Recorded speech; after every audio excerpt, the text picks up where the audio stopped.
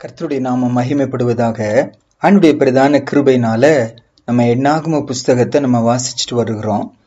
உங்களுக்கு முன்னால இன்றைக்கு அந்த எண்ணாகம புஸ்தகத்துடைய 22, 23, 24 ஆகிய இந்த 3 அதிகாரங்களில முக்கியமாய் சொல்லப்பட்ட ஒரு நபரை குறித்து நம்ம தியானிக்க போகிறோங்க. யார் என்றால் பிலேயாம் என்கிற ஒரு தீர்க்கதரிசியை குறித்து நம்ம இன்னைக்கு தியானிக்க போகிறோம்.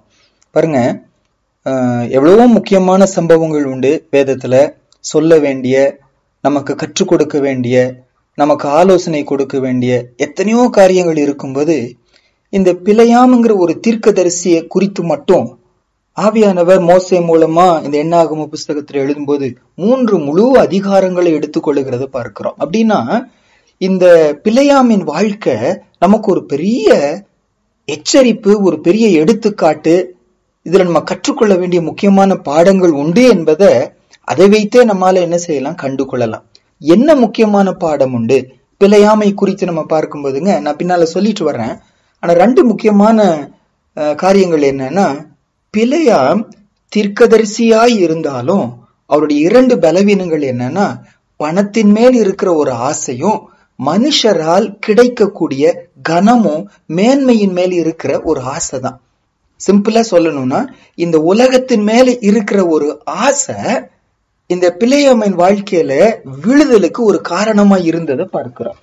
பிலேயாமை குறித்து பார்க்கிறதுக்கு முன்னாலுங்க, இந்த பணத்தை குறித்தும் உயர்வை குறித்தும் உலகத்தின் மேன்மைகளை குறித்தும் சொல்லப்பட்ட எச்சரிப்புகளாய் சொல்லப்பட்ட ஒரு சில வசனங்களை நம்ம ஃபாஸ்டா வாசிக்க போகிறோம். எடுத்துக்கொள்ளலாம். 1 தீமோத்தேயு 6ஆம் அதிகாரம் 9வது வசனமும் 10வது வசனமும். 1 Timothy chapter 6 verses 9 and 10 வாசிக்கலாமாங்க. ஐஸ்வர்யவான்களாக விரும்புகிறவர்கள் சோதனையிலும் கண்ணியிலும் மனுஷரை கேட்டிலும் அழிவிலும் அமிழ்த்துகிற மதிகேடும் சேதமுமான பலவித இச்சைகளிலும் விழுகிறார்கள். பண ஆசை எல்லா தீமைக்கும் வேறாயிருக்கிறது. சிலர் அதை இச்சித்து விசுவாசத்தை விட்டு வழுவி அநேக வேதனைகளாலே தங்களை உருவ குத்தி கொண்டு இருக்கிறார்கள். கவனிங்க, இந்த உலக ஐஸ்வர்யத்தின் மேல, உலக மேன்மையின் மேல இருக்கிற ஒரு ஆசை என்ன பண்ணிருதான், சோதனையில கண்ணியில நம்மளை விழ வைத்து விடுகிறதா, இச்சையில விழ வைத்து விடுகிறதா. அதனால என்ன நடக்குது, விசுவாச வாழ்க்கையே நம்ம என்ன செஞ்சிடறோம், இழந்து போயிடும். நல்ல கவனிங்க, இதை கர்த்தரை அறியாத மக்களை குறித்து சொல்ல வரலங்க. ஏன்னா அவர்களுக்குள்ள விசுவாசம் இல்லை, அவர்கள் அவிசுவாசிகள் தான். அப்போ கர்த்தரை அறிந்த இந்த ஆண்டவர் மேல விசுவாசம் வைக்கிற என்னையும் உங்களை குறித்துதான் இந்த வசனம் சொல்லுது. விசுவாசிக்கிற நானு இந்த பணத்தின் மேல ஆசை வரும்போது, ஐஸ்வர்யவான் ஆகணும், உலகத்துல மேன்மை ஆகணும், சுகபோகமா இருக்கணும் என்று சொல்லி இந்த உலகத்தின் மேல எனக்கு ஆசை விருப்பம் வரும்போது, விசுவாச வாழ்க்கையை விட்டு கொஞ்சம் கொஞ்சமா ஸ்லிப் ஆயிட்டு விழுந்து போகிறேன். ரிசல்ட் என்ன? அநேக வேதனைகளினாலே என்னை உருவ குத்தி கொள்ளுகிறேன் வேதம் சொல்லுகிறது. 1 யோவான் 2ஆம் அதிகாரம் 15, 16, 17 நான் சொல்லுகிற வசனத்தை நீங்க கவனிச்சுட்டு வாங்க. இதன் அடிப்படையில நம்ம பிலேயாம கொஞ்சம் பார்க்க போகிறோம். 1 யோவான் 2ஆம் அதிகாரம் 15, 16, 17. 1 John chapter 2, 15, 16, 17. உலகத்திலும் உலகத்தில் உள்ளவைகளிலும் அன்பு கூறாதிருங்கள். ஒருவன் உலகத்தில் அன்பு கூர்ந்தால் அவனிடத்தில் பிதாவின் அன்பு இல்லை. ஏனெனில் மாம்சத்தின் இச்சையும் கண்களின் இச்சையும் ஜீவனத்தின் பெருமையும் ஆகிய உலகத்தில் உள்ளவைகள் எல்லாம் பிதாவினால் உண்டானவைகள் அல்ல, அவைகள் உலகத்தினால் உண்டானவைகள். உலகமும் அதன் இச்சையும் ஒழிந்து போம், தேவனுடைய சித்தத்தின்படி செய்கிறவனோ என்றென்றைக்கும் நிலைத்திருப்பான். உலகமோ அதன் இச்சையும் ஒழிந்து போம். இந்த மாம்சம் இச்சிக்கிறது, கண் இச்சிக்கிறது, பெருமைய மேன்மைய, உலகத்துல பெரிய ஸ்டேட்டஸ நான் தேடி போகிறேன். ஆண்டவர் சொல்றாரு, இது உன் பரம பிதாவினால் உண்டானது அல்ல. அப்ப நான் நல்லா கவனிங்க, இது இந்த ஆண்டவரை பிதாவாய் தெரிந்து கொண்ட ஒருத்தரை குறித்து சொல்லப்பட்ட ஒரு வார்த்தை. இது சபையை பார்த்து யோவான் அப்போஸ்தலன் மூலமா ஆண்டவர் எழுதுகிறாரு. நீ இந்த உலகத்துல அன்பு கூற ஆரம்பிச்சா, இந்த உலகத்தை தேட ஆரம்பிச்சா, உலகத்தை மேன்மையா நினைக்க ஆரம்பிச்சா, பணத்தை, ஐஸ்வர்யத்தை, உலக பொருட்களை, உலகத்தின் மேன்மைகளை, ஸ்டேட்டஸ நீ தேட ஆரம்பிச்சுட்டா உன்னிட்ட பிதாவின் அன்பு இல்லை அப்படிங்கிறார்.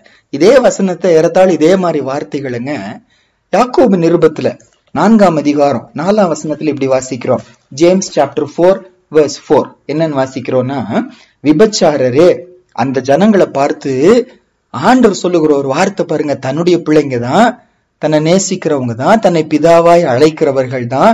ஆனா அவர்கள் இந்த உலகத்தை நேசிக்க ஆரம்பிக்கும் போது, உலக மேன்மையை தேடி போகும்போது, உலகத்தின் ஐஸ்வர்யத்தை தேடி போகும்போது ஆண்டவர் அவங்களுக்கு கொடுக்கிற பெயர் விபச்சாரரே, விபச்சாரிகளை. ஏன்னா கர்த்தரை வைக்க வேண்டிய இடத்துல, மணவாளனாகிய கிறிஸ்துவை வைக்க வேண்டிய இடத்துல பணத்தை வச்சுட்டாங்க, இந்த உலகத்தை வச்சுட்டாங்க. கண் எதை இச்சிக்கிறதோ, மாம்சம் எது இச்சிக்கிறதோ, எது இந்த ஜீவனத்துல பெருமையா இருக்கிறதோ அதை அந்த இடத்துல வச்சதுனால கர்த்தரை வைக்க வேண்டிய இடத்துல வேற என்ன வச்சாலும் அது விபச்சார வாழ்க்கை. விபச்சாரரே, விபச்சாரிகளே, உலக சிநேகம் தேவனுக்கு விரோதமான பகை என்று அறியீர்களா? ஆகையால் உலகத்துக்கு சிநேகிதனாய் இருக்க விரும்புகிறவன் தேவனுக்கு பகைஞனாய் இருக்கிறான். பாரத்தோட ஆண்டவர் பேசுறாரு. நீ ஒருவேளை என்ன பார்த்து அப்பான்னு கூப்பிடலாம், என் வேதத்தை வாசிக்கலாம், வேதத்தை நீ பிரசங்கி கூட செய்யலாம், ஊழியனா கூட இருக்கலாம். ஆனா ஆண்டவர் சொல்றாரு, இந்த உலகத்தை நேசிக்கிறவங்களா நீங்க இருக்கும்போது, உலகத்தின் மேன்மையை தேடி போறவங்களா இருக்கும்போது நீ எனக்கு பகைஞனா இருக்கிற, யூ ஹேட் மீ. வேதனையோட ஆண்டவர் சொல்லுகிறார். இன்னொரு வசனம் வாசிக்கலாம். மத்தேயு 13ஆம் அதிகாரம் 22வது வசனம். Matthew chapter 13 verse 22. 4 விதமான நிலங்களை குறித்து ஆண்டவர் சொல்லிட்டு வரும்போதுங்க, 3வது நிலம், முதல்ல வழி அருகே, 2வது கற்பாறை இடங்கள், 3வது முள்ளுள்ள இடங்கள். அப்ப இந்த முள்ளுள்ள இடங்களில் விதைக்கப்பட்ட விதையை குறித்து என்ன சொல்றாரு பாருங்க, நம்ம வாசிக்கலாம். மேத்யூ 13:22 வாசிக்கலாம். முள்ளுள்ள இடங்களில் விதைக்கப்பட்டவன் வசனத்தை கேட்கிறவனாய் இருந்தும் உலக கவலையும் ஐஸ்வர்யத்தின் மயக்கமும் வசனத்தை நெருக்கி போடுகிறதுனாலே அவனும் பலனற்றவனாய் போவான். என்ன சொல்றாருன்னாங்க, இவர்கள் யாரு? வசனத்தை ரிஜெக்ட் பண்ணுகிற கூட்டம் இல்ல, வசனம் வாசிக்கிறாங்க, வசனம் பிரசங்கம் பண்ணுகிறாங்க, வசனத்தை வீட்டுல எல்லாம் எழுதி வச்சிருக்கிறாங்க, பைபிள் விலை உயர்ந்த பைபிள் வாங்கி வச்சிருக்கிறாங்க, ஏன் மற்றவர்களுக்கு கூட பைபிளை கொடுக்கறாங்க. ஆனால் இவர்களுக்குள்ள உலக கவலையும் இந்த ஐஸ்வர்யத்தின் மயக்கம் இருக்கும்போது அது ஒரு முள் போல அந்த வசனம் பலன் கொடுக்க முடியாம அதை நெருக்கி போடுகிறது. பலனற்ற வாழ்க்கை, பலனற்ற ஒரு வாழ்க்கை, கனிகொடாத ஒரு வாழ்க்கை வெட்டுண்டு அக்கினியிலே போடப்படுமே, பிரயோஜனமற்றதாய் போய்விடுமே. அப்ப நானும் நீங்களும் இந்த ஐஸ்வர்யத்தினாலே மயங்கி நிற்கும் போது கர்த்தருக்கு சித்தம் இல்லைன்னு தெரியுதுங்க. இது கர்த்தருக்கு பிரியம் இல்லைன்னு சொல்லி தெரியுது. ஆனாலும் அவங்க ஐஸ்வர்யவான்களா இருக்கிறதுனால, அல்ல உலக பிரகாரமா ஏதோ ஒரு காரியம் எனக்கு மேன்மையாய் தெரிவதனால, நல்லா தெரிகிறதுனால கர்த்தருடைய வார்த்தையை நான் அசட்டை பண்ணுகிறேன். ஆண்டவர் சொல்றாரு, இந்த ஐஸ்வர்யம் உன்னை மயக்கும் போது ஆண்டுடைய வார்த்தை உன் லைஃப்ல பலன் கொடுக்க முடியாம போய் விடுகிறது. கனியற்ற ஒரு வாழ்க்கை, பலனற்ற ஒரு வாழ்க்கை, இறுதியில அக்கினியில போடப்படக்கூடிய ஒரு வாழ்க்கை. லூக்கா 18ஆம் அதிகாரம் 24ஆம் வசனமும் 25ஆம் வசனமும். Look chapter 18:24 and 25. லூக்கா 18ஆம் அதிகாரம் 24வது வசனமும் 25வது வசனமும். இது யாருன்னா, ஒரு பணக்கார வாலிபன் ஏசப்பாட்ட வர்றாரு.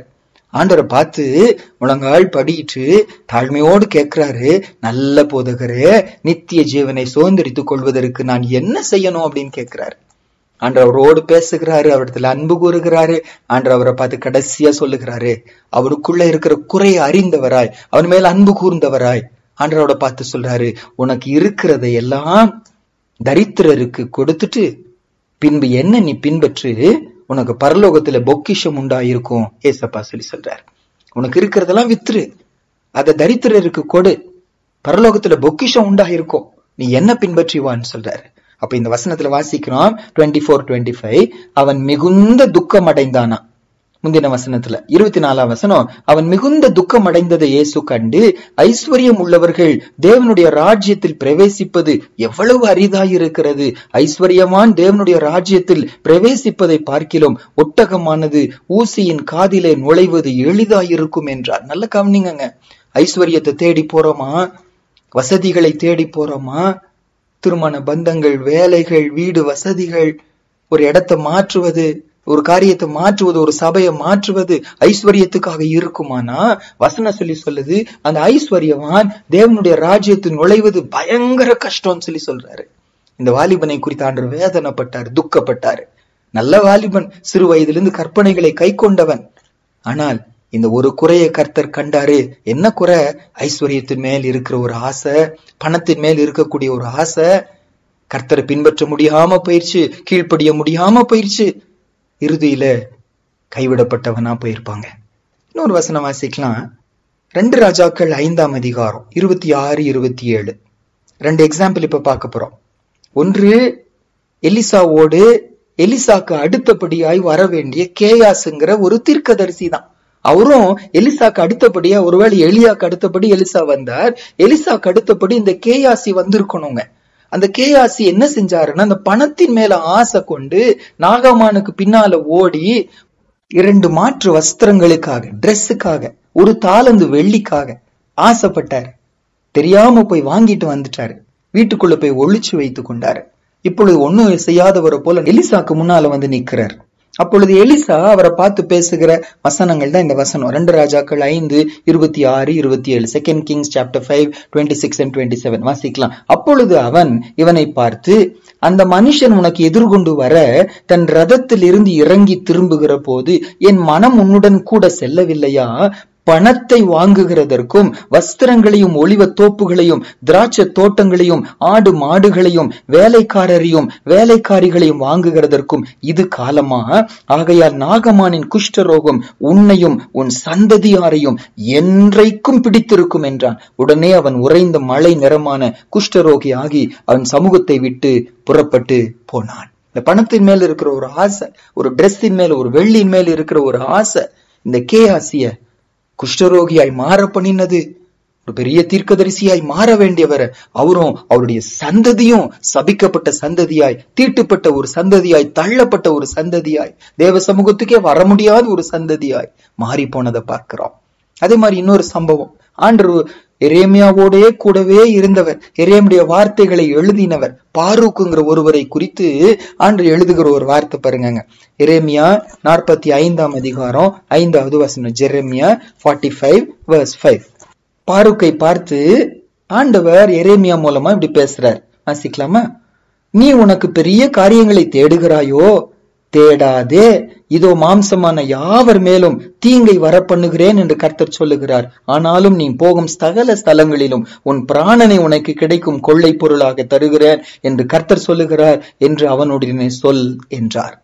பெரிய காரியங்களை தேடிட்டு போறாரு பாருங்க. தீங்கை வர பண்ணுவேன்னு சொல்றதுனால இந்த பூமிக்குரிய ஏதோ ஒரு ஆசீர்வாதத்தை, வீடா இருக்கலாம், சொத்தா இருக்கலாம், நிலமா இருக்கலாம், ஏதோ ஒண்ணு இந்த பாரூக் தேடி போறார். எரேமியாவோடு இருந்தவர், கண்ணீரோடு எரேமியா ஜெபித்ததை பார்த்தவர், ஆண்டவருக்காக தியாகம் பண்ணுகிறத பார்த்தவர், ஆண்டவருக்காக, ஆண்டுடைய பிள்ளைங்களுக்காக பாரத்தோடு கண்ணீரோடு இரவும் பகலும் அழுது கொண்டிருக்கிறத பார்த்தவர், ஆண்டுடைய வார்த்தையை எழுதினவர் கையில.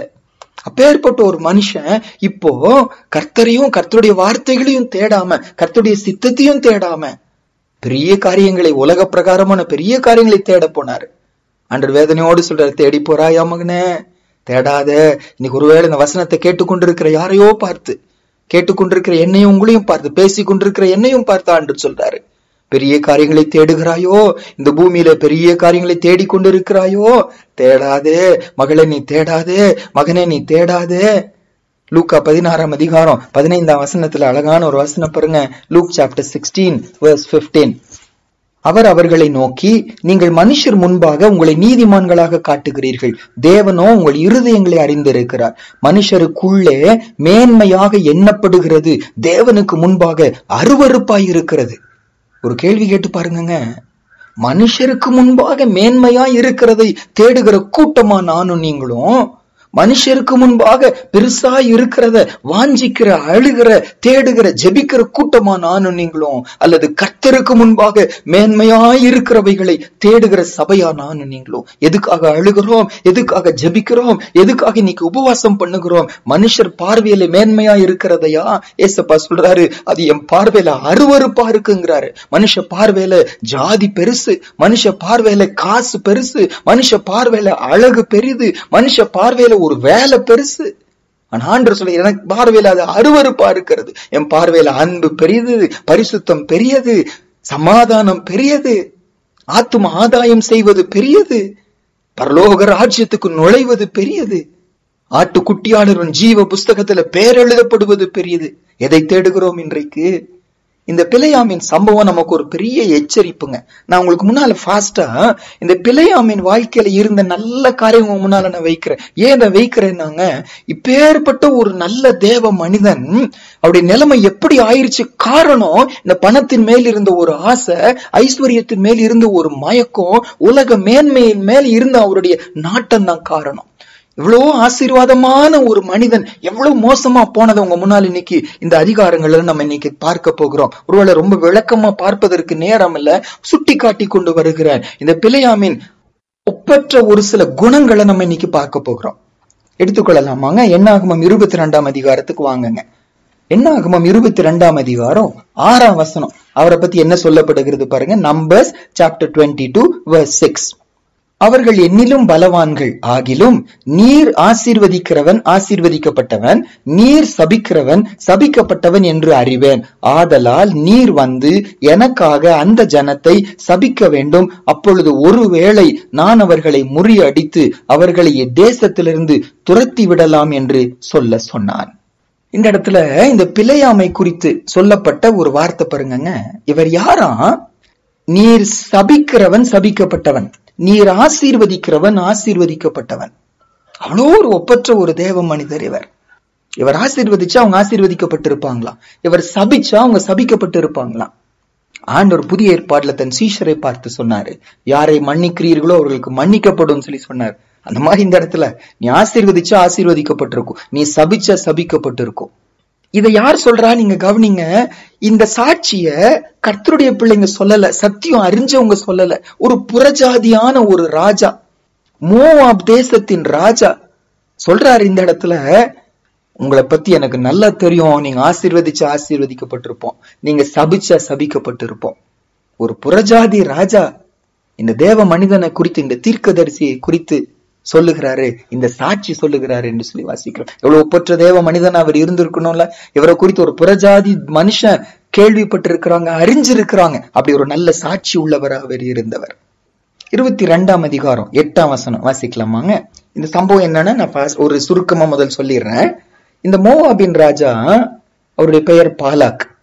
அப்போ இஸ்ரவேல் ஜனங்கள் பிரயாணமா வந்து கொண்டிருக்கிறாங்க, கானான் தேசத்துக்கு போக போறாங்க. இந்த இடத்தை தாண்டி போனோம், இங்க பக்கத்துல வந்து இருக்கிறாங்க. அவர்களை கண்டு பயந்துட்டாரு. பயந்த உடனே இவர்களை சபிச்சுட்டா அப்புறம் நான் ஈஸியா அவங்களை மேற்கொண்டுடலாம் அப்படின்னு சொல்லிட்டு இந்த ஒரு குறுக்கு வழியை பயன்படுத்துகிறார். பிலேயாம்ங்கிற அந்த தீர்க்கதரிசியின் பக்கமா தன்னுடைய மூப்பர்களை அனுப்புகிறார், மீதியானின் மூப்பர்களை அனுப்புகிறார். அனுப்பி காசு கொண்டு போய் கொடுத்து நீங்க இப்படி செய்யுங்க அப்படிங்கிறார். அப்போ நம்ம பிலேயாம் என்ன சொல்றாருன்னா, நான் ஆண்டோட்ட கேட்டுட்டு சொல்றேங்கிறார், நீங்க தங்கி இருங்கிறார். அன்று இரவு ஆண்டவர் தெளிவா சொல்லிட்டாரு, அவர்கள் ஆசீர்வதிக்கப்பட்டவர்கள், அவர்களை நீ சபிக்க நீ போக கூடாதுன்னு சொல்லிட்டார். அடுத்த நாள் அதிகாலமே எழுந்து சொல்லிட்டாரு, ஆண்டவர் எனக்கு அனுமதி கொடுக்கல, நான் வரமாட்டேன்னு சொல்லி சொல்லிட்டாரு. செய்தி போய் அந்த ராஜாவுக்கு மறுபடியும் போகிறது. ராஜா விட மாட்டேங்கிறாரு. இன்னும் இவரை விட இன்னும் அதிக கனவான்களை அனுப்புகிறாரு, இன்னும் ஆசைய தூண்டுகிறாரு. அதிகமா கனப்படுத்துவேன், அதிகமா காசு கொடுப்பேன், இன்னும் அதிகம் கனமுள்ள மூப்பர்களை அனுப்புகிறார். வராம இருக்காதீங்கன்னு சொல்லிட்டு. கர்த்தர் ஒரு தடவை சொல்லிட்டா மாற மாட்டாரு, மாத்த மாட்டாரு. இவருக்கு நல்லா தெரியும், ஏன்னா இவர் கர்த்தருடைய தீர்க்கதரிசி. புதிய ஏற்பாட்டிலேயே இவரை குறித்து 2 பேதுரு 2ஆம் அதிகாரம் நீங்க 16ஆம் வசனத்துல வாசிப்பீங்கன்னா தீர்க்கதரிசி என்று சொல்லி இவரை குறித்து சொல்லப்பட்டிருக்குங்க. அப்போ அப்பேற்பட்ட ஒருத்தர் கர்த்தர் பத்தி நல்லா அறிஞ்சவரு, ஆண்டவர் ஒரு தடவை சொல்லிட்டா மாத்த மாட்டாருன்னு அறிஞ்சவரு. இவங்க வந்து திரும்பி கேட்கும் போது இப்ப திரும்பி சொல்றாரு, சரி வெயிட் பண்ணுங்க, இப்ப என்ன சொல்றாரு கேட்கலாம்னு சொல்லிட்டு. இவர் மனசுல போகணும்னு ஆசை இருக்கிறத கர்த்தர் அறிந்தவராய் அவரை பார்த்து சொல்ல, சரி நீ போ அப்படின்னு சொல்லிட்டார். நல்ல கவனிங்க, என் ஆண்டவர் கட்டாயப்படுத்துகிறவர் அல்ல. நீங்க ஏதாவது காரியத்தை கட்டாயப்படுத்தி எனக்கு இந்த மாப்பிள்ளை தான் வேணும், இந்த பொண்ணு தான் வேணும், இந்த வேலை தான் வேணும், இந்த ஊரு தான் வேணும், இப்படிதான் எனக்கு நடக்கணும், இந்த படிப்பு தான் எனக்கு வேணும், இந்த வீடு தான் எனக்கு வேணும், இந்த சொத்து தான் எனக்கு வேணும் அடம்பிடிப்பீங்கன்னா கர்த்தர் கொடுத்துருவாரு. ஆனா அதுக்கு பின்னால அது நமக்கு ஆசீர்வாதமா இருக்காதுங்க. இங்க கவனிங்க, ஆண்டவர் சொல்லுகிறாரு வேண்டான்னு சொல்லி முதல் சொல்லிட்டாரு. 2வது ஒரு மறுபடியும் அதிக கனவான்கள், அதிக கனத்தை கொடுக்கறேன்னு சொல்லி வாக்கு கொடுக்கறாங்க. என்ன சொன்னாலும் செய்யறேன்னு சொல்லிட்டாங்க. பிளாங்க் செக் போல கையில கொடுக்கறாங்க. இவருக்குள்ள ஆசை வருது. ஆசை இருப்பதை உறந்தவராய் கட்டாயப்படுத்தாத என் ஆண்டவர் அவன் இஷ்டத்துக்கு விடுகிறார், நீ போன்னு சொல்லுகிறார். ஆனா கர்த்தர் பைபிள் சொல்லுது, அவ்வளவு ஈஸியா தன்னுடைய பிள்ளைங்களை பாவத்துக்கு போக ஆண்டு விடுகிறதே இல்லைங்க. அவ்வளவு ஈஸியா என்னையும் உங்களை ஆண்டு கைவிடுவதே இல்லை. நடுவுல கர்த்தருடைய தூதன், இந்த இடத்துல இது கிறிஸ்துவை குறிக்கும் என்று சொல்லுவாங்க. அப்ப அந்த இடத்துல கர்த்தருடைய தூதனானவர் என்று எழுதப்பட்டிருக்கோம். அவர் வந்து அந்த இடத்துல உருவின பட்டயத்தோடு அந்த இடத்துல நிக்கிறாராம். கழுத பார்க்குது, இவரால கண்டுபிடிக்க முடியல. கடைசியில இவருடைய கண்கள் திறக்கப்படுகிறது. கழுத இவரோடு கூட பேசுது. கண்கள் திறந்தவராய், அது கர்த்தர் என்று அறிந்தவராய் கர்த்தருடைய சத்தத்தை கேட்கிறாரு, பணிந்து கொள்ளுகிறாரு. ஆண்டவர் சொல்லுகிறாரு, சரி நீ போ, ஆனா நான் சொல்றத மட்டும் சொல்லணும்னு சொல்லிட்டாரு. போகும்போது அந்த பாலாக்கு ராஜா இவரை வரவேற்கிறாரு. ஏன் நீ வராம போயிட்ட, உனக்கு எவ்வளவுலாம் நான் கனப்படுத்துவேனே அப்படிங்கிறாரு. நான் ஆண்டவர் சொன்னதை தாங்க உங்களுக்கு சொல்லுவேன்னு சொல்லிட்டாரு. அதுக்கப்புறம் எங்கெங்கெல்லாம் கூட்டிட்டு போறாரு, இவர் சொல்றதெல்லாம் செய்யறாரு. ஆனா இவர் வாயை திறக்கும் போது வாயில சாபம் வரவே இல்லை, ஆசீர்வாதம் மட்டும்தான் வந்துச்சுன்னு நம்ம வாசிக்கிறோம். மறுபடியும் மறுபடியும் மறுபடியும் ஆசீர்வதித்து பேசுகிறத பார்க்கிறோம். இறுதியில நடக்க போகிறதை குறித்தெல்லாம் பேசுகிறாரு, மேசியாவை குறித்தெல்லாம் பேசுகிறாரு. துரத்தப்படுகிறாரு அந்த ராஜாவினால இந்த மனுஷன். ஆனா அந்த இடைப்பட்ட நேரத்துல இவர் என்ன செய்கிறாருன்னா, ஒரு தவறான ஒரு ஆலோசனைய, ஒரு இடரலான ஒரு போதனைய சொல்லிட்டு போயிடுறாரு. இந்த ஜனங்கள் ஆசீர்வதிக்கப்பட்டவர்கள், இவர்களை நம்ம ஒன்னும் செய்ய முடியாது. ஆனா அவர்களே தங்களுக்கு சாபத்தை வருவிக்க முடியும். எப்படின்னா, ஆண்டருக்கு பிரியம் இல்லாதது 2, விக்கிரக ஆராதனையும் வேசித்தன பாவமும். இந்த 2ஐயும் இந்த பிள்ளைகளை நீங்க செய்ய வச்சுட்டீங்கன்னா ஆண்டவரே அவர்களை சபிச்சிருவாரு, நீங்க ஈஸியா அவங்களை தோக்கடிச்சிடலாம்னு சொல்லி இந்த ஆலோசனையை கொடுக்கிறார். அந்த ஆலோசனையின்படி மோவாபிய பெண்கள் இவங்க பக்கமா அனுப்பப்படுகிறாங்க. விபச்சாரத்துல விழுகிறாங்க, பாவத்துல விழுகிறாங்க, அவங்க தெய்வங்களை வணங்க ஆரம்பிக்கிறாங்க. இவர்கள் இடறி போவதற்கு இந்த பிலேயாம் காரணமாய் மாறி விடுகிறார். சரி, நம்ம நல்ல குணங்களை பார்த்துட்டு வர்றோம்னு சொன்னோம் இல்லையாங்க. 22ஆம் அதிகாரம் 8ஆம் வசனம் வாசிக்கலாம் பாருங்க. அவன் அவர்களை நோக்கி, ராத்திரிக்கு இங்கே தங்கியிருங்கள், கர்த்தர் எனக்கு சொல்லுகிறபடியே உங்களுக்கு உத்தரவு கொடுப்பேன் என்றான். அப்படியே மோவாபின் பிரபுக்கள் பிலேயாம் இடத்தில் தங்கினார்கள். பிலேயாம் சொல்ற ஒரு அழகான வார்த்தை பாருங்க, கர்த்தர் எனக்கு சொல்லுகிறபடியே உங்களுக்கு உத்தரவு கொடுப்பேன். இவருக்கு ஆசையா இருந்தாலும் நான் உடனே போறேன்னு சொல்லல, கர்த்தர்ட்ட கேட்கிறேன்னு சொல்லி ஒரு இரவெல்லாம் வெயிட் பண்ணுகிறார். நல்ல குணாதிசயம் தானங்க. எத்தனை தடவை எனக்கு ஒரு காரியம் வந்த உடனே பிடிச்ச உடனே சரின்னு சொல்லிடுறேன். ஆனா பிலேயாம் உடனே சரின்னு சொல்லல, கர்த்தர்ட்ட கேட்டாரு. கர்த்தர் என்னன்னு சொன்னாரா? வசனம் சொல்லுது 9வது வசனத்துல, தேவன் பிலேயாம் இடத்தில் வந்து உன்னிடத்தில் இருக்கிற இந்த மனிதர் யார் என்று கேட்டார். அவரை குறித்து சொல்லுகிறாரு. அப்ப ஆண்டவர் சொல்றாரு, நீ என்ன செய்யக்கூடாது, நீ போக கூடாது, அவர்கள் ஆசீர்வதிக்கப்பட்டவர்கள் என்று சொன்ன உடனே 13ஆம் வசனத்துல சொல்றாரு, பிலேயாம் காலமே எழுந்து பாலாக்கின் பிரபுக்களை நோக்கி, நீங்கள் உங்கள் தேசத்துக்கு போய்விடுங்கள், நான் உங்களோட வருவதற்கு கர்த்தர் எனக்கு உத்தரவு கொடுக்க மாட்டோம் என்கிறார் என்று சொன்னான். எனக்கு ஆசையா இருந்தாலும் என் ஆசையின்படி நான் செய்ய மாட்டேன், கர்த்தர் வேண்டான்னு சொல்லிட்டாரு, நான் வர மாட்டேன். நல்ல ஒரு தேவ மனிதன் தனக்கு ஆசை இருந்தாலும் தன் ஆசையை நிறைவேற்றாம கர்த்தர் விருப்பத்தை அறிந்தார், கர்த்தர் விருப்பத்தை செய்ய தன்னை அர்ப்பணித்தார். அவ்வளவு நல்ல ஒரு தேவ மனிதர் தான் இந்த பிலேயாம் என்று நம்ம வாசிக்கிறோம். நம்ம 9ஆம் வசனத்துல வாசிச்சோலாங்க, கர்த்தரே இவரிடத்துல என்ன செஞ்சாராம், வந்தார் என்று வாசிக்கிறோம். அப்போ தேவனோடு ஒரு உறவு இருந்த ஒரு மனுஷன். நீங்க பின்னால கூட அடுத்த சம்பவத்துல கூட இன்னும் கனவான்கள் வருகிறாங்கல்ல, அப்போ கூட வசனத்துல வாசிக்கிறோம். 20வது வசனம், நம்பர்ஸ் 22:20, இரவிலே தேவன் பிலேயாம் இடத்தில் வந்து.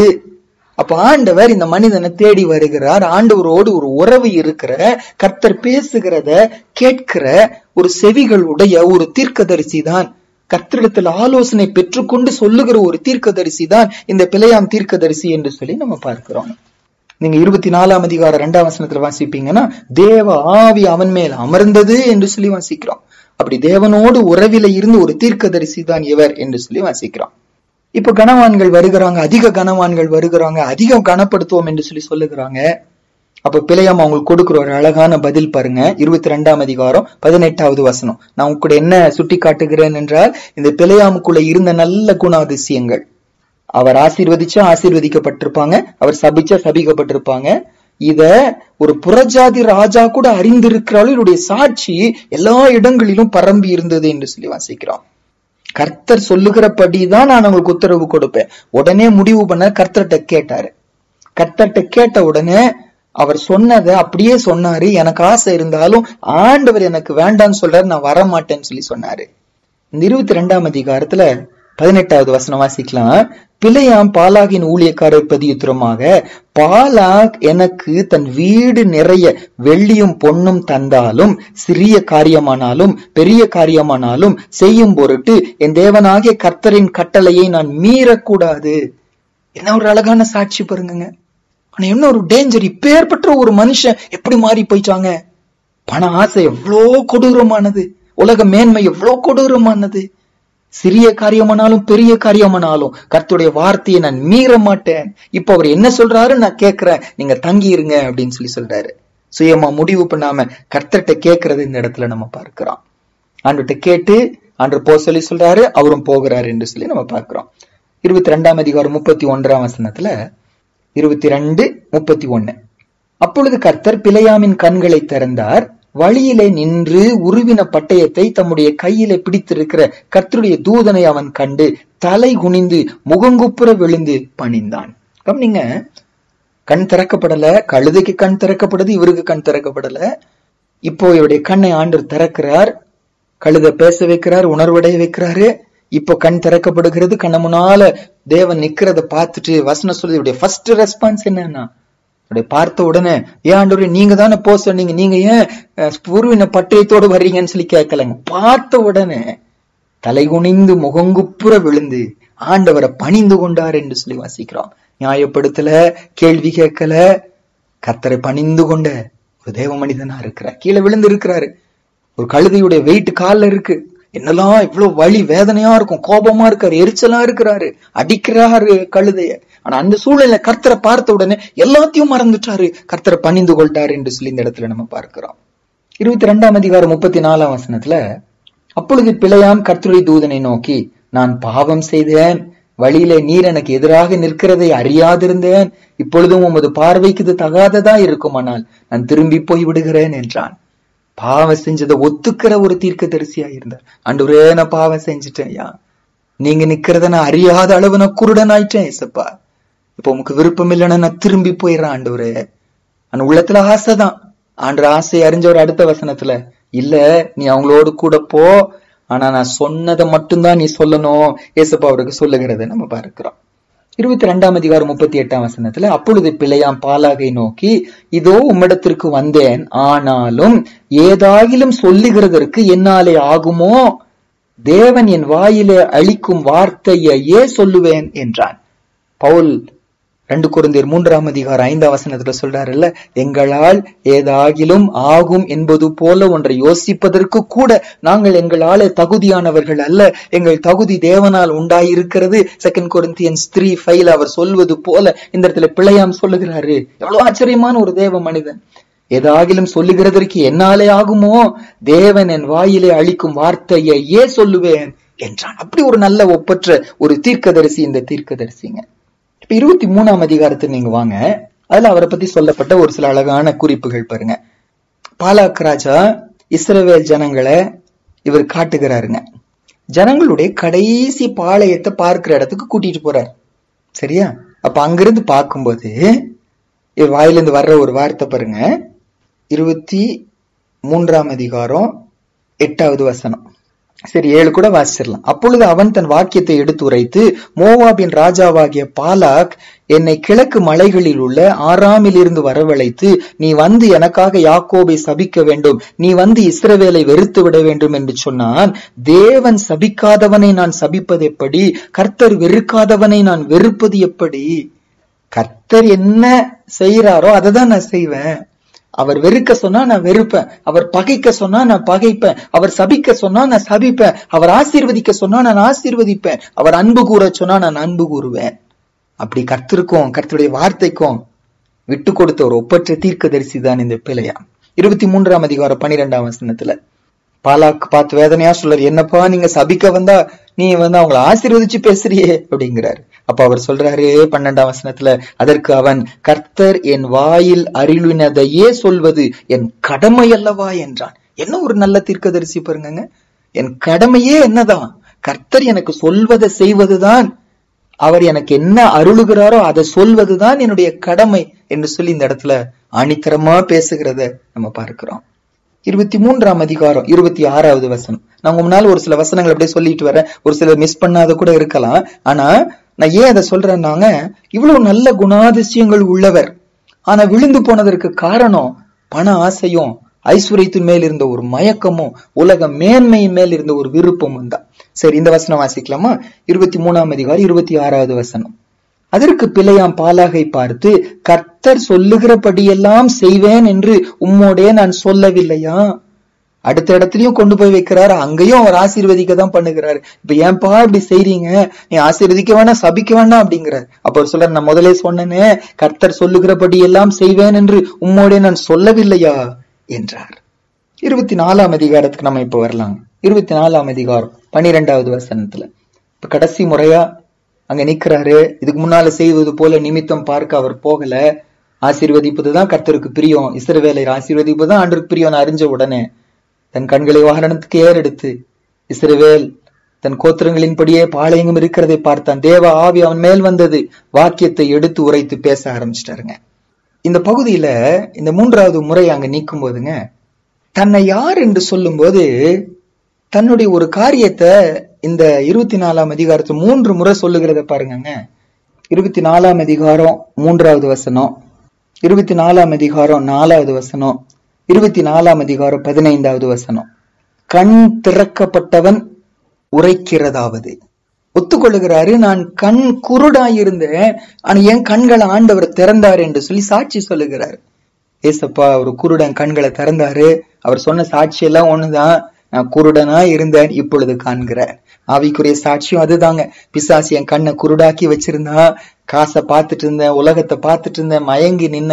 ஒரு நாள் இயேசு என் கண்களை திறந்தாரு, இப்பொழுது மேல பார்க்க வச்சாரு, சிலுவையை பார்க்க வச்சாரு, பரலோகத்தை பார்க்க வச்சாரு, எனக்குள்ள இருக்கிற அசுத்தத்தை பார்த்து அருவருக்க வச்சாரு, அவரை நேசிக்க வச்சாரு, என் கண்களை திறந்தார். இவர் சொல்றாரு, கண்கள் திறக்கப்பட்டவன் நான் என்று சொல்லி சொல்லுகிறாரு. கடைசி முறையும் இஸ்ரவேலை ஆசீர்வதித்தே பேசின உடனே இந்த பாலாக்கு கோபம் வந்துருச்சு. உனக்கு கனமும் இல்ல ஒண்ணும் இல்ல, நீ ஓடிப்போ, கர்த்தரே உன்னை தடை பண்ணிட்டார் அப்படின்னு சொல்லி அவர் சொல்லுகிறத வாசிக்கிறோம். அப்போ அதுக்கு ஒரு பதில் கொடுக்கிறாரு. கடைசி முறை கூட இந்த பிலேயாம் ஒரு பதில் கொடுக்கிறாரு. 24ஆம் அதிகாரம் 12வது வசனம். அப்பொழுது பிலேயாம் பாலாக்கை நோக்கி, பாலாக் எனக்கு தன் வீடு நிறைய வெள்ளியும் பொன்னும் கொடுத்தாலும் நான் என் மனதாய் நன்மையாகிலும் தீமையாகிலும் செய்கிறதற்கு கர்த்தரின் கட்டளையை மீறக்கூடாது, கர்த்தர் சொல்வதையே சொல்வேன் என்று நீர் என்னிடத்திற்கு அனுப்பின ஸ்நானாதிபதிகளிடத்தில் நான் சொல்லவில்லையா? இவ்வளவு அழகான ஒரு மனுஷன். என் மனதாய் செய்கிறதற்கு கர்த்தரின் கட்டளை நான் மீற மாட்டேன். என் மனசு வேற சொல்லுது, ஆனா நான் கர்த்தரின் கட்டளை மீற மாட்டேன். கர்த்தர் சொல்வதையே சொல்வேன். அவர் என்ன செய்ய சொல்றாரு அதை தான் நான் செய்வேன். எத்தனை காசு பணம் கொடுத்தாலும் நான் செய்ய மாட்டேன். வாயில பேசுறாரு, ஆனா உள்ளத்துல பணத்தின் மேல ஆசை இருந்ததை பார்க்கிறோம். ஆனாலும் அவருடைய அறிக்கை நமக்கு எவ்வளவு பெரிய சாட்சியா இருக்கிறது நம்ம பார்க்கிறோங்க. கடைசியா அந்த 23ஆம் அதிகாரத்துல இருந்துங்க 7ஆம் வசனத்திலிருந்து 10ஆம் வசனம் வரைக்கும், 18லிருந்து 24 வரைக்கும், 24ஆம் அதிகாரம் 3லிருந்து 9 வரைக்கும், அதுக்கப்புறம் 15லிருந்து 25 வரைக்கும், இந்த இடத்துல எல்லாம் கர்த்தருடைய வார்த்தையை தெளிவா பேசுகிறத பார்க்கிறோம். நடக்க போகிறத, இஸ்ரவேல் ஜனங்களை குறித்து, மற்ற தேசத்தாரை குறித்து, ரொம்ப முக்கியமா 17ஆம் வசனத்திலிருந்து 19ஆம் வசனம் வரைக்கும் 24ஆம் அதிகாரத்துல வரப்போகிற மேசியாவை குறித்து தீர்க்க தரிசனமாய் உரைக்கிறத நம்ம பார்க்கிறோம். ஒரு நட்சத்திரம் யாக்கோபிலிருந்து ஊதிக்கும், ஒரு செங்கோல் இஸ்ரவேலிலிருந்து எழும்பும், வரப்போகிற மேசியாவை குறித்து பேசுகிறத பார்க்கிறோம். ஒருவேளை இந்த வசனத்தை தான் மையமா வைத்து இயேசு குழந்தையாய் பிறந்திருந்த போது நட்சத்திரத்தை பார்த்து அவரை தேடி வந்த அந்த சாஸ்திரிகள் இந்த வசனத்தை தான் மையமா வைத்திருக்கணுமோ என்று சொல்லி நம்ம நினைக்க தோணுகிறது. அப்படி ஒரு ஒப்பற்ற ஒரு தேவ மனிதர் தான் இந்த பிலேயாம் தீர்க்கதரிசி. ஆனால் இந்த பிலேயாம் தீர்க்கதரிசியுடைய முடிவு என்னன்னு சொல்லி பார்க்கும்போது, ஏனென்றால் பணத்தின் மேல் வைத்த ஒரு ஆசை, உலக மேன்மையின் மேல் கனத்தின் மேல் வைத்த ஒரு ஆசை இவர் என்ன பண்ணிருச்சுன்னாங்க, நான் உங்களுக்கு சொல்லிட்டு வரேன் பாருங்க. 22ஆம் அதிகாரத்துல 22ஆம் வசனம் 22 நம்பர்ஸ் 22 அவன் போகிறதுனாலே தேவனுக்கு கோபம் உண்டது, கர்த்தருடைய தூதனானவர் வழியிலே அவனுக்கு எதிராளியாக நின்றார். கவனிங்க, கர்த்தருடைய தீர்க்கதரிசி தான் இவர். ஆனால் தாய் இஷ்டப்படி பணத்தின் மேல ஆசை வச்சு இவர் போனதுனால கர்த்தருக்கு கோபம் ஊட்டினார், கர்த்தர் இவருக்கு எதிராளியாக நின்றார் என்று சொல்லி வாசிக்கிறோம். தீர்க்கதரிசியாய் கர்த்தர் பேசுகிறதையே பேசுகிறவர். கர்த்தர் இவரோடு கூட பேசுறாரு. இவ்வளவு நல்ல அனுபவங்கள் இருந்தாலும் பணத்தின் மேல் இருந்த ஒரு ஆசை கர்த்தரை எதிராளி ஆக்கினது. நம்ம வாசிச்சோம் யாக்கோபுல, உலக சிநேகம் தேவனுக்கு விரோதமான பகை. உலகத்துக்கு சிநேகிதனாய் இருக்க விரும்புகிறவன் தேவனுக்கு பகைஞனாய் இருக்கிறான் என்று சொல்லி நம்ம பார்த்தோம். இன்னொன்னு இவருடைய முடிவை குறித்து நம்ம பார்க்கும்போதுங்க, கர்த்தருடைய சித்தத்தை அறிஞ்சவரு, போக வேண்டான்னு கர்த்தர் இவரோடு பேசுகிறாரு.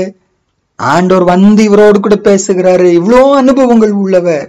இந்த பண ஆசை, இந்த மேன்மை, உலக மேன்மை இவரை மேற்கொண்டதுனால 22ஆம் அதிகாரத்துல 23 நம்ம பாக்குறோம், தனக்கு முன்னால கர்த்தருடைய தூதனானவர் நிற்கிறத கூட இவரால் என்ன செய்ய முடியல, பார்க்க முடியவில்லை.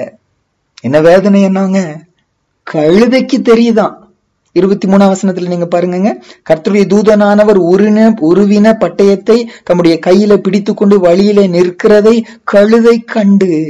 கழுதைக்கு தெரிவது கூட ஒரு தீர்க்கதரிசிக்கு தெரியவில்லை. பண ஆசை தன்னுடைய தரிசனத்தை முடக்கி போட்டது, கண்களை குருடாக்கி விட்டது, கர்த்தரை பார்க்க முடியாம தடை பண்ணிருச்சு. பிரதர் அண்ட் சிஸ்டர், மேன்மையை நீங்க தேடி போவீங்கன்னா, உலக ஆசைகளை, விருப்பங்களை, பணத்தை தேடி போவீங்கன்னா, கர்த்தரை பார்க்கிற கண்கள் சொருகி போய் காண முடியாம போய்விடும். பிழையாம், ஒரு கழுதை பார்க்கிற கண்கள் கூட இவருக்கு இல்லாம போனதை நம்ம பார்க்கிறோம். மூன்றாவதாக இவருடைய நிலைமை எவ்வளவு மோசமானதுன்னாங்க, 22ஆம் அதிகாரம் 28வது வசனத்துல, கர்த்தர் கழுதையின் வாயை திறந்தார், அது பிழையாமை பார்த்து, நீர் என்னை இப்பொழுது 3 முறை அடிக்கும்படி நான் உமக்கு செய்தது என்ன என்று சொல்லி கேட்டுச்சான். பாருங்க, கர்த்தர் பேசி உணர்த்தப்படுகிற ஒரு ஊழியன், கர்த்தருடைய வார்த்தையினால மனம் திரும்புகிற ஒரு ஊழியன், இப்பொழுது ஒரு கழுத பேசி உணர்வடைய வேண்டிய அவசியம் ஆயிடுச்சு. சகோதரனே சகோதரிய, பணத்தின் மேல இருக்கிற ஒரு மயக்கம் கர்த்தருடைய சத்தத்தை கேட்க முடியாம பண்ணி விடுகிறது. ஒரு கழுத பேசி உணர்வடைய வேண்டிய அளவு கீழ்த்தரமா நம்ம வாழ்க்கை போய் விடுகிறது. 4வது கவனிக்க வேண்டிய ஒண்ணு என்ன தெரியுமாங்க, இந்த பாலாக்கு தான் இவரை மேன்மைப்படுத்துவார். வீடு நிறைய பொண்ணு வெள்ளி கொடுப்பார். ஹிண்ட் எல்லாம் ஒருவேளை கொடுத்து பார்த்திருக்கிறாரு. வீடு நிறைய பொண்ணு, வீடு நிறைய வெள்ளி, அப்படி ஒரு ஆசை இருக்கு. அததான் அந்த இடத்துல சொல்லி, இருதயத்தின் நிறைவு தானே வாய் பேசுங்க, அததான் சொல்றாரு அந்த இடத்துல.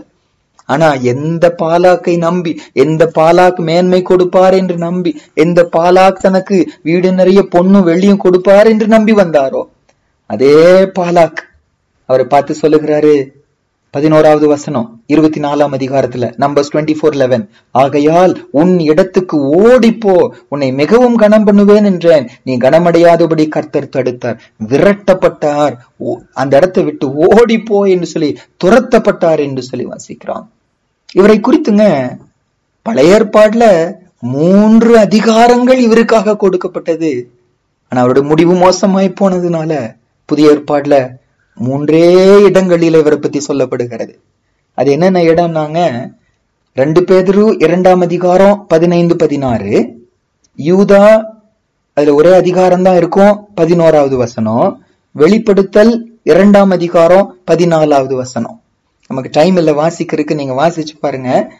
2 பேதுரு 2ஆம் அதிகாரம் 15-16, யூதா 1ஆம் அதிகாரம் 11வது வசனம், வெளிப்படுத்தல் 2ஆம் அதிகாரம் 14வது வசனம். இந்த 3 பகுதிகளில இவரை பத்தி சொல்லப்பட்ட 2 முக்கிய காரியம் என்னன்னாங்க, இவர் கூலிக்காக செஞ்சாரு.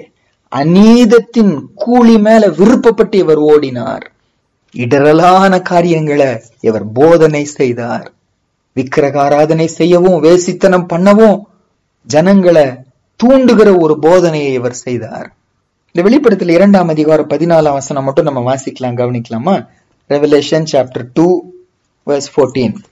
இந்த பண ஆசை இந்த தீர்க்கதரிசியை என்னவா மாற்றிடுச்சுனாங்க, ரெவலேஷன் 2:14, ஆகிலும் சில காரியங்களை குறித்து உன் பேரில் எனக்கு குறை உண்டு, விக்கிரகங்களுக்கு படைத்தவைகளை புசிப்பதற்கும் வேசித்தனம் பண்ணுவதற்கும் ஏதுவான இடரலை இஸ்ரவேல் புத்திரர் முன்பாக போடும்படி பாலாக் என்பவனுக்கு போதனை செய்த பிழையாமுடைய போதகத்தை கை கொள்ளுகிறவர்கள் உன்னிடத்தில் உண்டு.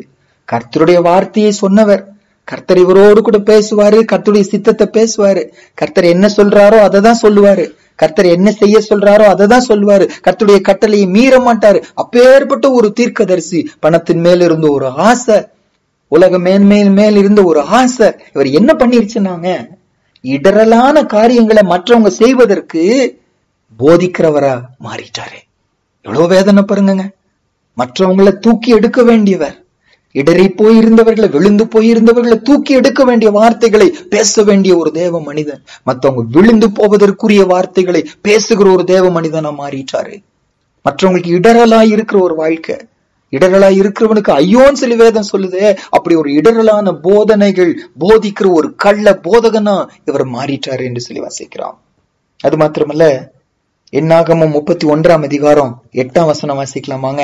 எண்ணாகமம் 31 8 நம்பர்ஸ் 31:8 வாசிக்கலாமா? அவர்களை கொன்று போட்டதும் அன்றி மீதியானியரின் 5 ராஜாக்களாகிய ஏவி, ரேக்கேம், சூர், ஊர், ரேபா என்பவர்களையும் கொன்று போட்டார்கள். பேயோரின் குமாரனாகிய பிலேயாமையும் பட்டயத்தினாலே கொன்று போட்டார்கள். இஸ்ரவேல் ஜனங்கள் இந்த தீர்க்கதரிசிய வெட்டுகிற அளவு இவருடைய முடிவு மோசமாய் போச்சுன்னு வாசிக்கிறோம். சத்துருக்களோடு கூட, எதிரிகளோடு கூட ஒன்றாய் இவர் மரித்து போனதை பார்க்கிறோம். இவருடைய ஆசை என்னவா இருந்துச்சு தெரியுமாங்க? எண்ணாகமம் 23 10 யாக்கோபின் தூளை எண்ணத்தக்கவன் யார்? இஸ்ரவேலின் கார்பங்கை எண்ணுகிறவன் யார்? நீதிமான் மரிப்பது போல நான் மரிப்பேனாக, என் முடிவு அவன் முடிவு போல இருப்பதாக. நீதிமான் முடிவு போல இருக்கணும்னு ஆசைப்பட்டார் இவரு. ஆனா இந்த பண ஆசையும், இந்த ஐஸ்வர்யத்துமே, இந்த மயக்கமும், உலக மேன்மையும், உலக கனமும், மனுஷரால் கிடைக்க வேண்டிய ஒரு கனத்தை தேடி போனதுனால பாவிகளோடு, சத்துருக்களோடு கூட வெட்டப்பட்டவரா இவட முடிவு அப்படி முடிந்ததை நம்ம பார்க்கிறோம். கடைசியா ரொம்ப வேதனையா ஒண்ணுங்க. நான் அப்பவே சொன்னேன், 2 பேதுரு 2 16 இவரை தீர்க்கதரிசி என்று சொல்லப்பட்டிருக்கும். நான் வாசிக்கிறேன் பாருங்க. 2 Peter 2:16 தன்னுடைய அக்கிரமத்து நிமித்தம் கடிந்து கொள்ளப்பட்டான். பேசாத மிருகம் மனுஷர் பேச்சை பேசி தீர்க்கதரிசியினுடைய மதிகேட்டை தடுத்தது. இவரை தீர்க்கதரிசி என்று சொல்லி வேதம் சுட்டி காட்டுகிறது. புதிய ஏற்பாடுல இவரை சொல்லும் போது இவர் தீர்க்கதரிசி என்று சொல்லப்படுகிறது. ஆனால் தீர்க்கதரிசியாய் இருந்த பிலேயாம் பணத்தின் மேல ஆசை வச்சதுனால, உலக ஐஸ்வர்யத்தின் மேல மயக்கம் இருக்கிறதுனால, உலக மேன்மையை தேடினதுனால, மனுஷரால் கிடைக்கக்கூடிய கனத்தை தேடி ஆசைப்பட்டதுனால அவருடைய முடிவை குறித்து யோசுவா புஸ்தகத்துல எழுதும் போது இப்படி எழுதுகிறாரு. யோசுவா 13 22 ஜோஷுவா chapter 13:22 வாசிக்கலாமா? இஸ்ரவேல் புத்திரர் வெட்டின மற்றவர்களோடும் கூட பேயோரின் குமாரனாகிய பிலேயாம் என்னும் குறி சொல்லுகிறவனையும் பட்டயத்தினால் வெட்டி போட்டார்கள். தீர்க்கதரிசி என்று அழைக்கப்பட்டவன். அவர் சாகும்போது அவருக்கு இருந்த அடைமொழி பெயர் என்ன, டைட்டில் என்னன்னா பிலேயாம் தீர்க்கதரிசி என்று சொல்லி சொல்லப்படாம பிலேயாம் என்னும் குறி சொல்லுகிறவன், a soothsayer, a diviner, தேவ மனிதனாய் இருந்தவர், தீர்க்கதரிசியாய் இருந்தவர். கர்த்தர் இவரோடு பேசினார். கர்த்தர் பேசினதை கேட்டு பேசினவர், செய்தவர், முடிவெடுத்தவர். மீறமாட்டேன், காசுக்காக மீறமாட்டேன் என்றெல்லாம் வைராக்கியமாய் பேசினவர். பணத்தின் மேல் இருந்த ஒரு ஆசை, மனுஷர் தன்னை கனப்படுத்தணும்னு சொல்லி அந்த கனத்தின் மேல் இருந்த ஒரு ஆசை அவரை ஒரு குறி சொல்லுகிறவனாய் மாற பண்ணி அவருடைய முடிவு அப்படி முடிந்ததை பார்க்கிறோம். இந்த வசனத்தை கேட்டுக்கொண்டிருக்கிற, பேசிக்கொண்டிருக்கிற நானும் நீங்களும் இன்னைக்கு ஆராய்ந்து பார்க்கலாமாங்க? தெய்வ பிள்ளைங்க தான், தீர்க்கதரிசி தான், கர்த்தருடைய சத்தத்தை கேட்டவர் தான், கர்த்தருடைய ஆலோசனையை ஆசையா கேட்டவர் தான், கர்த்தருடைய வார்த்தையின்படி வாழ்ந்தவர் தான், பணத்தை விட கர்த்தருடைய வார்த்தை தான் முக்கியம் என்று பேசினவர் தான். ஆனா இந்த பணத்தின் மேல இருந்த ஒரு ஆசை, கன அடையணுங்கிறது, அந்த கனத்தின் மேல இருந்த ஒரு விருப்பம், அவருடைய முடிவு எவ்வளவு மோசமாய் போனதை பார்க்கிறோமே. மிருகத்தை கொண்டு அவருக்கு சொல்ல வேண்டியதா போயிருச்சு. மிருகத்துக்கு தெரிவது கூட இவருக்கு தெரியவில்லை. தேவன் அவருக்கு எதிராளியாய் மாறினார் என்று சொல்லி பார்க்கிறோம். துரத்தி விடப்பட வேண்டிய ஒரு நிலைமை, கனப்படுத்தி வாங்க வாங்க வாங்கன்னு அழைக்கப்பட்டவர் பணத்தின் மேலிருந்த ஒரு ஆசையினால துரத்தி விடப்பட்டார் என்று சொல்லி நம்ம பார்க்கிறோம். மேன்மையான வார்த்தைகளை போதித்தவர் இடரலை போதிக்கிறவராய் மாறினார் என்று சொல்லி நம்ம பார்க்கிறோம். நீதிமானை போல மரிக்கணும்னு ஆசைப்பட்டவர் பாவிகளோடு, துஷ்டர்களோடு, அக்கிரமக்காரர்களோடு, எதிரிகளோடு, சத்துருக்களோடு வெட்டுண்டு மறிந்து போனார் என்று சொல்லி வாசிக்கிறோம். தீர்க்கதரிசியாய் இருந்தவர் குறி சொல்லுகிறவனாய் மாறி போனாரு. பிரதர் அண்ட் சிஸ்டர், இன்னைக்கு ஒப்பு கொடுப்போமா? ஆண்டவரே, நீங்க சும்மா பேச மாட்டீங்கப்பா, என்னோட நீங்க பேசுறீங்கன்னா, எங்கயோ எனக்குள்ள பணத்தின் மேல இருக்கிற ஒரு மயக்கத்தை பாக்குறீங்க, ஐஸ்வர்யத்தின் மேல இருக்கிற மயக்கத்தை பார்க்கிறீங்க, உலகத்தின அன்பு கூறுகிறத நீங்க பார்க்கிறீங்க, உம்மை விட உங்க வார்த்தையை விட உலக மேன்மையை தேடி போகிறத நீங்க பாக்குறீங்க. அதனால என்னோட கூட பேசுறீங்க ஏசப்பா. பிள்ளையாமின் வாழ்க்கைய எனக்கு ஒரு எச்சரிப்பாய் கொடுக்குறீங்க சுவாமி. அவருடைய முடிவு மோசமாய் போச்சு, எங்க முடிவு மோசமாய் போக கூடாதுங்கிற பாரத்தோடு இன்னைக்கு பேசுறீங்க. என்ன நான் ஒப்பு கொடுக்கிறேன். ஒப்பு கொடுக்கலாமா? சேர்ந்து ஜெபிக்கலாமா? மகா பரிசுத்தம் உள்ள எங்க நல்ல பரம தகப்பனே, ஆண்டவரே, இந்த வார்த்தைகளுக்காக நன்றி செலுத்துகிறோம். தேவரீர், எங்கள் முடிவு பிள்ளையாம போல இருந்து விடக்கூடாதுங்கிற ஒரு இருதயத்தின் ஆதங்கம் தான் இன்னைக்கு எங்களோட இந்த வார்த்தைகளை அனுப்புகிறதப்பா. அதற்காக ஸ்தோத்திரம். உண்மைதான், எங்கேயோ உங்க மேல இருக்க வேண்டிய ஒரு விருப்பம் இன்னைக்கு பணத்தின் மேல போயிருச்சுப்பா. உம்மால புகழப்படணும், உம்மால கனமடையணுங்கிற அந்த ஆசை போய் மனுஷரால கனப்படுத்தப்படணும் என்று சொல்லி கனத்தையும் மேன்மையும் தேடி நாங்கள் போய்கொண்டிருக்கிறோம். இன்னைக்கு எங்களை உணர்த்துகிறீங்க, எங்களை மன்னிங்க. அவ்வளோ ஒப்பற்ற ஒரு தீர்க்கதரிசி, அவருடைய முடிவு அவ்வளவு மோசமா போனதற்கு காரணம் இந்த பணமும் உலக கனமும் உலக ஆசையும் உலக பொருள்களும் எங்களோட நீங்க உணர்த்துகிறீங்க. ஆண்டவரே, எங்களுக்கு இதன் மேல ஒரு வெறுப்பை தாங்க, இதை மேற்கொள்ள உதவி செய்யுங்க.